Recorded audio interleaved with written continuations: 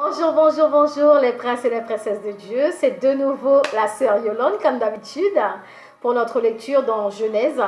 Donc avant tout, je tiens à m'excuser parce que j'ai pris beaucoup de temps pour...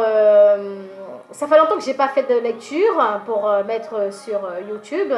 Donc je m'en excuse parce que j'avais quelques soucis à régler. Et donc c'est pourquoi je ne vous ai pas fait d'autres lectures pendant quelques temps. Donc là, aujourd'hui, je suis de nouveau avec vous pour vous aider à lire, pour ceux qui ne savent pas lire, qui ont des difficultés à lire. Donc je reviens de nouveau pour vous en continuant toujours dans Genèse. Cette fois-ci, aujourd'hui, c'est Genèse chapitre 14. Parce que la dernière fois, nous avons lu le Genèse chapitre 13. Donc aujourd'hui, ce sera Genèse chapitre 14. Et je suis heureuse d'être avec vous aujourd'hui. Je remercie le Seigneur pour sa grâce, pour son amour ainsi que sa compassion. Comme d'habitude, hein, il est merveilleux notre Dieu, n'est-ce pas mes frères et sœurs? Alors je vous dis, tous à vos Bibles, nous allons commencer la lecture dans Genèse chapitre 14. Alors je commence la lecture pour vous mes frères et sœurs.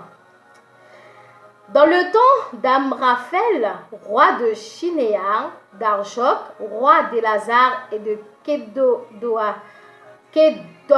Laomer, on va y arriver, roi d'Élam et de Tidéal, roi de Gojim, il arriva qu'ils firent la guerre à Béra, roi de Sodome, à Birsha,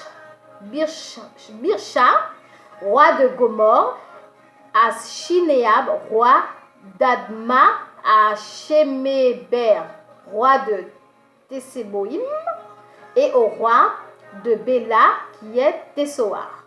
Ces derniers s'assemblèrent tous dans la vallée de Sidim, qui est la mer Salée.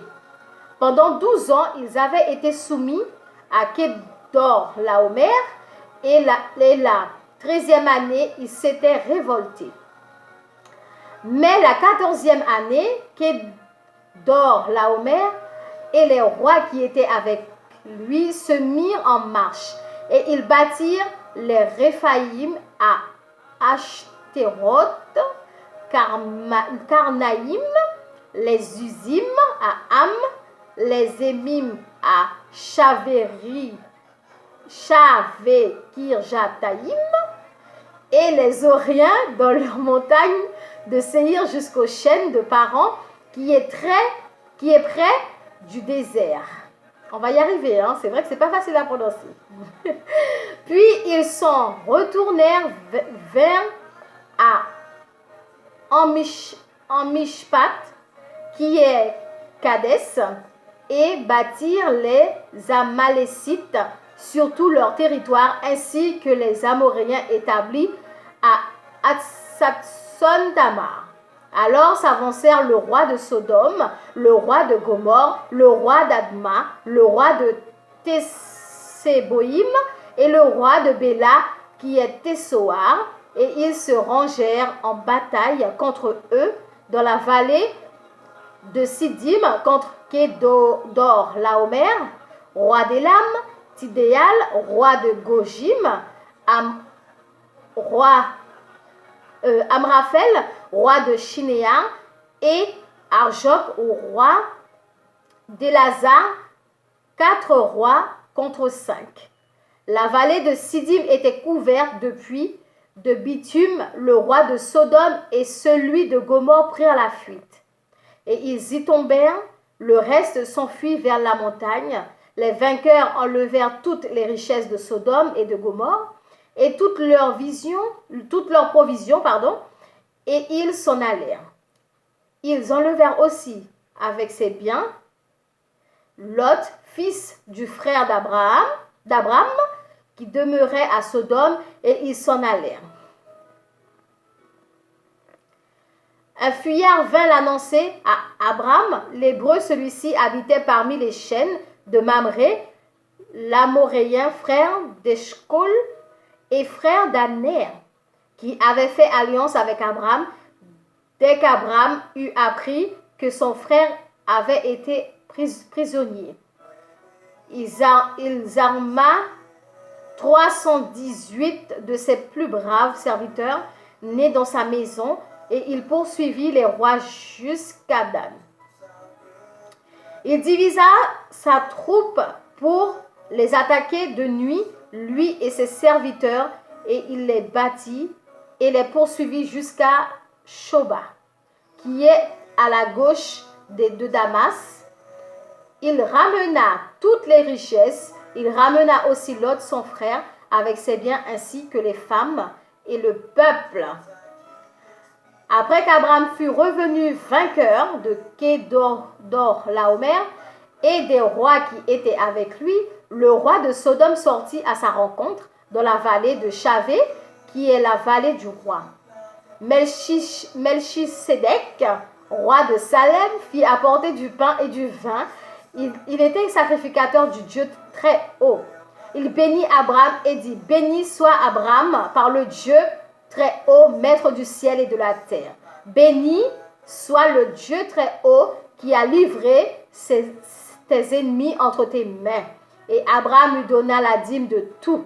Le roi de Sodome dit à Abraham, « Donne-moi les personnes et prends pour toi les richesses. » Abraham répondit au roi de Sodome, « Je lève la main vers l'Éternel, le Dieu très haut, maître du ciel et de la terre. Je ne prendrai rien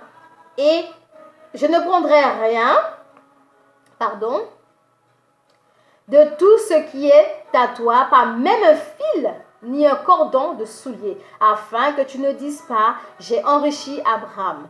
Rien pour moi, seulement ce qu'ont mangé les jeunes gens et la part des hommes qui ont marché avec moi. Aner, Escol et Mamré, eux, ils prendront leur part. » Parole du Seigneur. Alors, mes frères et sœurs, ce que nous comprenons dans la lecture de Genèse chapitre 14, nous voyons que ce sont des rois qui se battaient. Ils se battaient juste pour une terre, pour des biens, pour des richesses, au fait. Hein? Bon, on ne va pas chercher plus loin parce que c'est ça.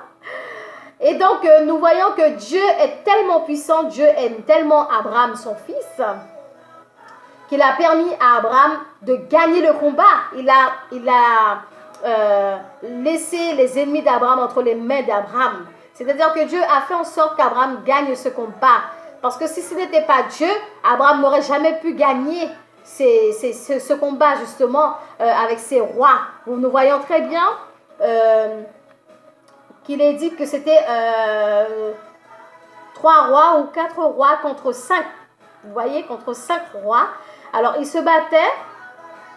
C'est vrai que dans un verset, je ne me rappelle plus où j'ai lu ce verset, où Dieu dit à quoi servirait-il à un homme de gagner le monde s'il perdait son âme? Et c'est vrai, à quoi nous sert-il de se battre contre des gens pour des biens, pour des richesses, pour des biens matériaux, pour des trucs banals?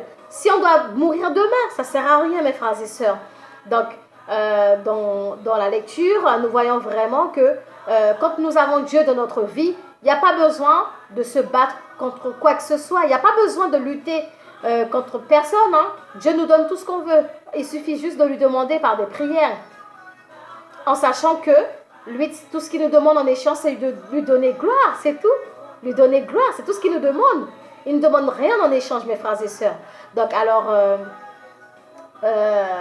c'est pour vous faire comprendre que dans la vie, ça ne sert à rien de se battre contre quelqu'un pour avoir quelque chose. Au contraire, priez Dieu et vous verrez que Dieu va vous donner ce que vous méritez, ce que vous voulez. C'est comme ça, mes frères et sœurs. Et donc, je vais vous laisser là. Je vous dis à demain, si Dieu veut, pour notre lecture dans Genèse chapitre 15. Bien évidemment, si vous souhaitez le lire à l'avance, il n'y a pas de souci. Et ensuite, nous referons la lecture ensemble demain si Dieu veut, dans le Genèse au chapitre 15. Et donc, je vous dis bon courage dans le Seigneur. Ne lâchez pas prise, ne lâchez pas Dieu, parce que lui seul peut vous faire arriver là où vous ne pouvez pas y arriver seul. D'accord? Sachez que Dieu, il est capable de tout, il est le Tout-Puissant, il est l'alpha et l'oméga, le commencement et la fin, le premier et le dernier. Personne ne peut combattre contre sa puissance. Sachez que du moment que vous êtes en Dieu, personne, ni l'ennemi, rien, ni personne, ni l'ennemi ne peut vous atteindre, mes frères et sœurs. Mettez bien vous ça dans la tête. L'ennemi ne peut rien vous faire tant que vous êtes en Dieu. Tant que vous n'avez pas un pied dehors et un pied au fond, ne craignez rien. Dieu est là. Ne vous inquiétez pas. Et donc, je voulais vous dire aussi, si vous aimez Dieu, cliquez sur le pouce pour faire connaître à Dieu que vous l'aimez et que vous aimez sa parole, sa vérité, bien sûr. Alors, c'est là que je vous laisse, mes frères et sœurs. Je vous dis à bientôt pour la nouvelle lecture. Que Dieu vous bénisse. C'était la sœur Yolande. Bisous, bisous. Mouah. À bientôt. Je vous aime.